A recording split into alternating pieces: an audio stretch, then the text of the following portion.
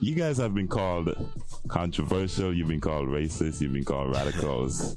Come on, man. I'm like saying anything from an outside point of view towards something that's black and powerful is always going to be viewed as being offensive. But actually what black power is, it's a defensive mechanism against the racism of let's say governments. So you more or less put yourself in a category of, let's say, raising black consciousness. Is that what it's all about? That's what it's all about. You know, black consciousness and awareness to keep your people from avoiding the same traps that's been set for us right throughout the last 500 years. Yeah, I hear that.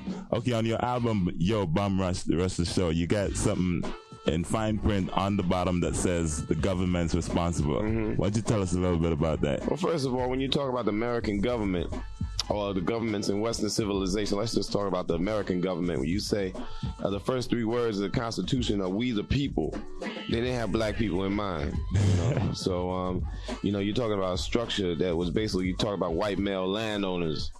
Yeah. And we were considered, you know, 3/5 of a human being. You know what I'm saying? We wouldn't even count it as humans. So, you know, if you're talking about a structure being based on that document and people going on that structure today, that means, I view that as being offensive to my, you know, to my makeup. You know what I'm saying? Yeah, because it is true that the Constitution was written in the days of slavery. My brothers were still down under.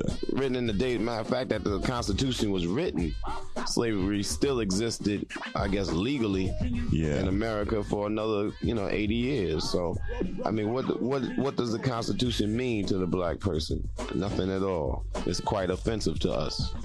And the same thing goes for governments that set up other countries abroad, like England and, you know, Canada to a certain extent. You know what I'm saying? I mean, there's places, man, that are held liable for our demise and our persecution.